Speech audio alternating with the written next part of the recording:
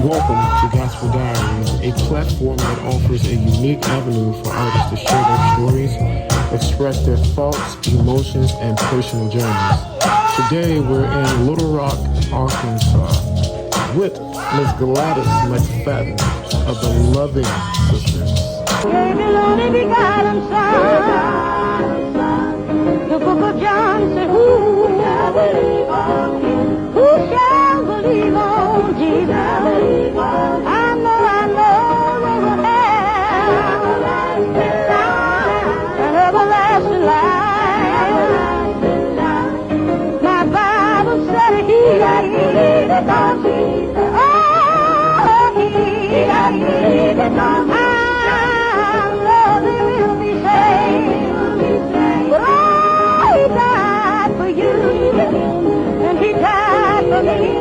He died on Mount Calvary. He bled and died upon the cross. If it wasn't for Jesus, your soul would be lost.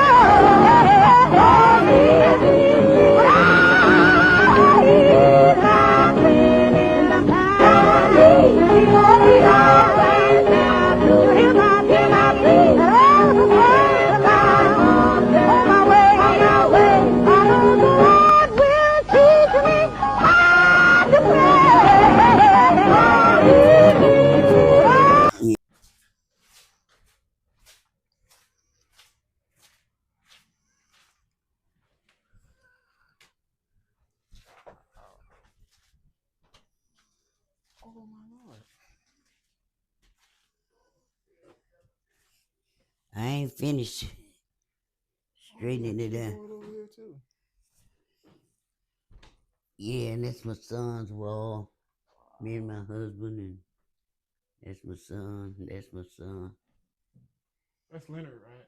Yeah, and that's his wall. Look at the books. Is this, yeah, this Now is that's those are my wall. Okay, so this is the Arkansas Gospel Music Diamond Award. This was in '94. Yeah. Metropolitan Who's Registry. National Baptist Convention. Okay. Yeah. This is, what year is that? That's 1980. Okay. Oh, you got an award from the Williams brothers. Oh yeah. Okay. Wow. Look at all of this. This is a degree, isn't it? Oh, this is the diploma that you got. Okay, that was in '87. Yeah, that's when I was graduating from Asbury College, I think. Okay. School of World Evangelism. Let's see. Any more awards? Oh wow. We have a lot of awards. Wow.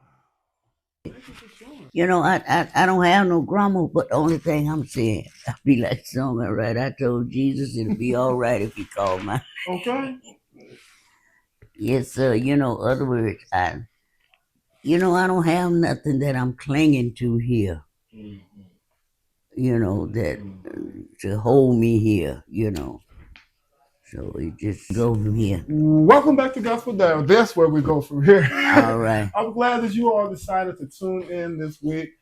We still have the fabulous, look at her, she's 91 years old. We still have the fabulous Miss Gladys Evangelist. Did I get it right that time? Yeah, you got it right. Evangelist Gladys McFadden. And we're really going to talk about women in gospel music. And I just really want to get her perspective of being a woman doing pre-civil rights movement, during the civil rights movement, and post-civil rights movement. So welcome back, Miss Gladys. Thank you. Yes. So let's talk about this. You got a chance to sing songs during the pre-civil rights movement as a woman. Yeah. What was the energy like from males towards women in ministry? Well, I always say, we were young, gifted, and black, and female, bold and beautiful. Okay. You know, so, like A.D., Martin's brother, when we was in the Poor People's Campaign, he put in the March on Washington. A.D. would want us to be in front of him, you know, he put us on the front line, and we brave enough and bold enough and silly enough to get we didn't have no problem with it. He put us on the front line. and we would be singing. And then when they had a long way to walk, I would let the other girls walk, and I'd go to the place where they gonna have the meeting. I told them, I said, well, y'all walk and I pray. Mm-hmm. I said, I'd go in the place, and we would have prayer, and then he's recruiting people all across the country. So we got to Philadelphia. It was about 25,000 people there at the stadium. And me and my sister, Lorraine, we were sitting in the room where they was having the confrontation. You know, where they was having a conversation. I mean, we were sitting in there talking, and and I don't see how he got in there because they had security. Because everywhere we go, we'd have to have security guards. And this man had broke through the security. I don't know how he got in past the security, but he broke in the door where we were sitting, and we were sitting like over to the left, and AD was sitting like where I'm sitting, and he had that gun. He was pointing at AD, and me and my sister was over there, and we ran into the man. Wow. And knocked him down, and that was like I said, we were bold and gifted, black. And yes, ma'am. But we did because I don't know what he had. That was, I think he was with the NAACP. Other words, it was just, I think the NAACP was jealous of SCLC, because you know how they do. You know how that is. Well, when one time we went to this Holiday Inn, we went there to eat. And the man was telling, like AD and them, they had on some coverall, Overall? Yeah, okay. you know what they Color were marching in. Oh, yeah. Okay. And they would, had a dress code thing that you'd have to be, so they were protesting that. And I thought, and that's the time I still, see, I'm the type of person, I believe in what's right. And if you on one side and I'm on the other side, if your side ain't right, I'm not gonna get over there with you, because that's where you want me to be. So I told AG, I said, well, if they system, I said, they have a right. This is their place. I said, they have a right to say what they want to go on there. I said, if they want us outside, and AD, they would start trying to make it comical. He went in the bedroom, put some tissue around it, and they would say, this is my tie. I said, no, you making a fool out of yourself now. I said, just do what they say. I said, if they say that you can't eat in here with some coverall, go somewhere you can eat in your coverall. Right. It's just simple. He would always say, his philosophy was, all men are created equal. But that don't mean that all people is the same. I said, we are not the same. It's a matter of culture. I said, now, a lot of times, people judge you on your culture. People judge you on your color. Some people judge you on your dress. It's just, I said, it's a mindset. It's the way people think. I said, but I'm this type of person. If I'm in wrong, I act like the wrong one.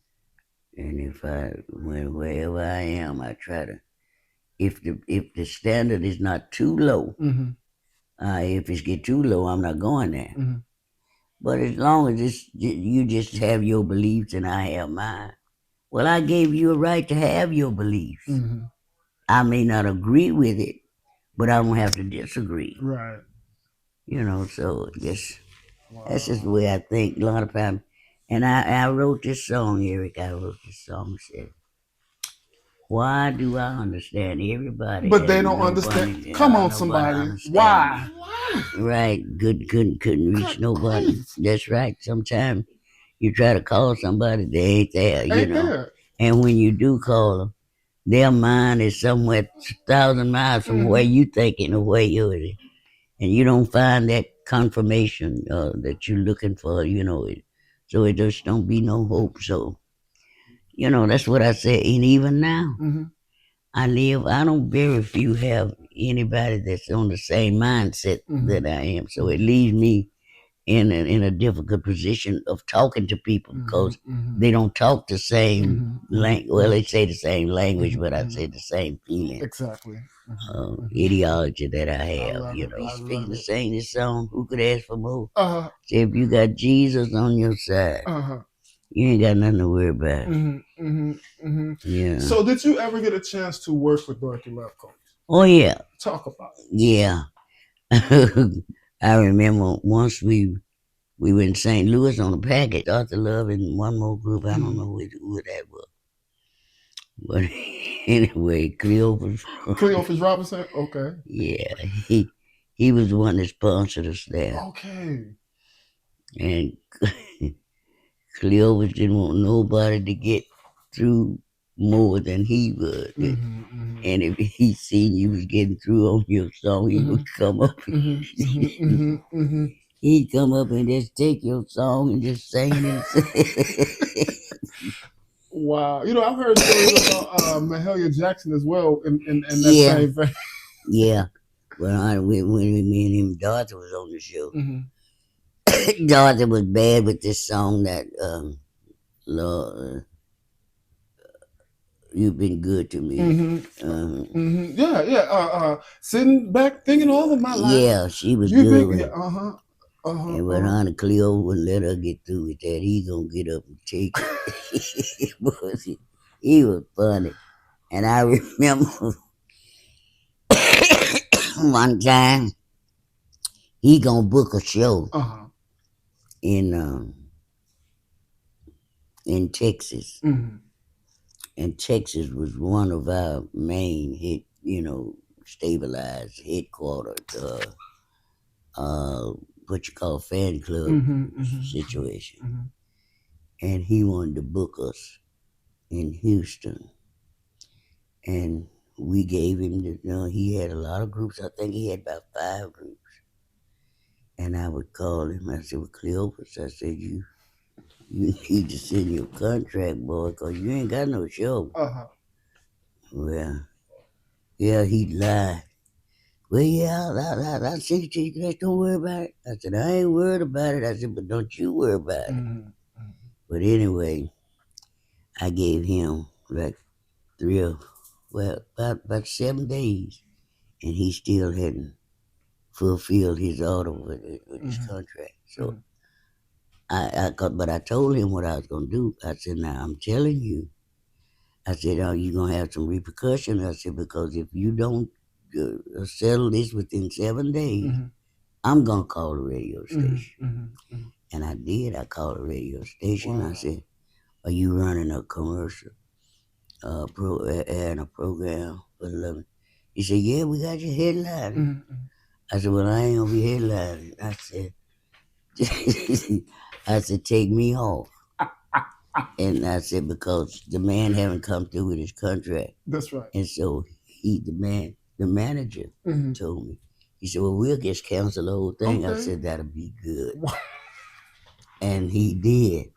And then when he called and told Cleo, he gonna call me. Well, Gladys, what you? I said, boy, I don't want to hear it. I said, I told you. I said, but you thought I was playing. I said, but I am the type of person I do not play. And you know, it reminds me, there's a story you gave. What? You said someone called you and a disc jockey was talking about your demise. Yeah. And you called him. Yeah. And that's when you wrote the song, He Laid His Hands on Me. That's right. What was that man? What was he thinking? Well, see, somebody had put it out that I was dead. And even Staple, Roebuck Staple. You got a chance to work with them too. With the Singers. Yeah, we formed a show in Atlanta and at the Rego in Chicago. Oh Remember? Yeah. We grew up with Mike. I remember Michael. He was about 10 then when we was in this Rego, and we were playing, and he was jumping up. He doing these splits, and he messed his pants up. And we sisters, we would almost like mothers on the road. We always had our pen and our needles and thread, Mm-hmm. whatever we needed, Mm-hmm. we had. So I took Michael's pants Mm-hmm. and sewed them back together on my hand and put him back out there on the stage. You sewed little Michael Jackson's pants together. Yeah. With He had a needle and split. thread. Yeah. Okay. He had split the, and he had went backstage so he couldn't come out. So I went back there and sewed his pants up. I said, "Now go back out there and Ain't that do a it." story? Wow. What's up, everybody? This is Eric Maurice Clark. I'm here in Little Rock, Arkansas, and I want to take this moment here to thank you for watching this episode with Miss Gladys McFadden of the Loving Sisters. Listen, your support helps us keep these stories right here on this channel. And if you would like to be a blessing to Gospel Diaries, our cash app is mauriceisalive. That's MauriceAlive. And our zelle is area code 480-321-9695. Area code 480-321-9695. And until next time, well, thank you in advance for your seeds. And let's get back into this great interview. All right. But the Lord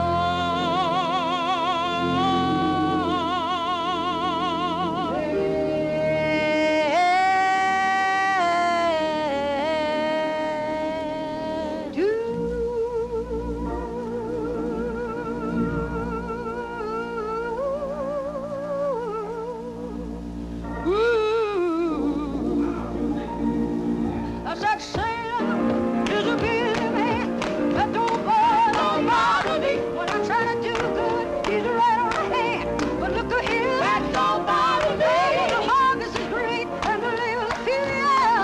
In the Bible and I know it's true. Loose me down and let me go free. I'm always ready to deliver. Hey, you can't stop me, turn me loose. I got to do what the Lord said, the Lord said. But that don't bother me. When I try to do good, he's right on the hand. But look at him, that don't bother me. Oh, this is great and the label of few, yeah. Oh, loosen my bounds and let me go free, Lord. You can't stop me, turn me loose. I got to do what the Lord said, the Lord said. And you can read all that beautiful in the 4th chapter and the 1st verse. But Jesus and the wilderness, so I heard. You know he fasted for 40 days and nights. And this is what Satan said. And if I be the Son of God, command this stone to be made bread. You know he showed in the kingdom world upon the mountain high. The angel was waiting and watching for Jesus. The devil didn't know he was nigh. You know the devil, he told Jesus, fall down and worship me. Oh yeah, because see, when we first started traveling, you couldn't stay in these hotels. We would stay in you know, a lot of time people would have their houses and they would tell the promoters, well, I got a room, I got 2 rooms or whatever. And I guess he would pay them, you know, whatever. But that's where we would live. And I remember we were on our way to Atlanta, and you couldn't use the bathroom. Boy, and I had to use the bathroom, so we had to stop on the side of the road and all of this kind of stuff. We couldn't get gas. I remember we were in some parts of Mississippi. No, some parts of it out from Atlanta. And we stopped at this service station to get some gas. And my son went in to use the restroom at the service station. And while he was in there, this man came up. He told me, said, if you don't come up out of there, I said, I'm gonna do whatever he said he gonna do. So my son went on to use the bathroom. He come out, he told me, he said, Mom, he said, that man said he made me mad, don't mess with my kid, you know. I said, what were you doing? He said, I was just using the restroom. So my other sister, the one that Tony's mama, she would always, she was bold. She would say, "You ain't gonna do nothing to him." I said, and then Tony, he tell me, son, tell that man. So I said, Lorraine, I said, leave this here alone. I said, you down here. I said, you ain't got a straight pen to protect yourself. As you just got mouth. I said, and I ain't gonna help none. I said, and I told the man, I said, honey, I said, all we want is some gas to get out of here. I said, I don't want nothing else. I said, I just need some gas. I said, and if you don't want to sell that, that's fine. I'll go somewhere else. So he told me, he said, well, ma'am, you fill up and go on. So they fill up. We don't left. So we were going one time. We was going on our way somewhere, and we had to stop for some gas. And this little Caucasian boy, he ran out. We don't service niggers. My sister said, well, I don't eat them either. She said, I don't eat them, so if you ain't serving no food, you ain't got nothing for me. So we drove on off. Like I said, we was just young and bold and black and beautiful and ladies. I must ask you this. Yeah. So you're on the road. You're singing for Jesus. But the condition of the time. Oh, yeah. That you have to push That's through. Right. That's right. What gave you the courage to say, you know what, I'm singing for Jesus, but, you know, I'm going through this, but I'm going to go ahead and do this anyway. So what pushed you in spite of what the conditions of the time was? Well, the condition of the time was I would fight through with what I know. Like they tell me, I tell them, I said, well, they always thought that gospel singing was lower than rock and roll. You know, they pay this for rock and roll, but I said, but the gospel singers have to pay the same amount for gas that the rock and roll do. They have to pay the same hotel bill. I said, what's the difference? So, you know, I just couldn't buy into their ideology, you know, whatever the way they think, and I just never could think that way. And I've always thought the way I thought, and if I think my thinking is right, I won't let nobody pull me off of that. You know, I know what's right and what's wrong. So I try to stay on the right. You know, I'm not gonna argue with no left, and I'm not gonna agree with you because I like you. If you wrong, you wrong. I may not state it, but I may not agree with it. You know, I may not point you out if it ain't totally necessary. You know, I ain't sitting up waiting on somebody. I told you this. No. If I see something right for a person, and I tell them that, and if they don't adhere, it don't mess me up. You know, but I leave it alone, and you know, just go on. You know, because it's their decision what they want to do and what they don't want to do. And I don't get mad at them because they don't do what I think they ought to do. You know, because it's right for them. I said, well, it's your love laws. It ain't mine. It's your laws. Because I ain't got nothing to lose from it. I ain't got nothing to gain from telling you the truth. And I ain't got nothing to gain from telling you a lie. I'm the devil. That's just the way the way I think, you know. And I try to keep my thinking pure. You know, I kind of think, you know, let the mind of Christ in Christ Jesus be in you. You know, and a lot of people now, they just going to church. You know, and they think that's all it is. But that's not it. You know, you join church, but you need to join Christ. I wrote this song about cosmic consciousness. Come on, somebody. And I know most people didn't understand it. I said, but cosmic consciousness mean the God kind of conscious. You know, rather than human conscious. You know, most people judge things on human logics. And I judge things on truth and not facts. Because a thing may be happening, it's a fact, but it don't have to be truth. I judge mine on truth. So it's just, you know, it's just the way people think and do. And I think this is a perfect segment or opportunity to allude into your wonderful lyrics. There's a song that you wrote. It's easier to forgive than to forget. Yeah, it's easier. You have always found a way to encourage the massive with metaphors that will stay with them, because the way, the wording of that, you can't forget that. And you don't want to forget a message that can keep you and that can elevate you and that can make this world a better place. Right, right. So what was going through your head when you were writing these songs? Well, see, most of I tell you true. Like I say, if people look back at my repertoire, my life is my songs, because my life explores and explains my life of what I was going through, because that's where, that's the way I dealt with it. I would write about it.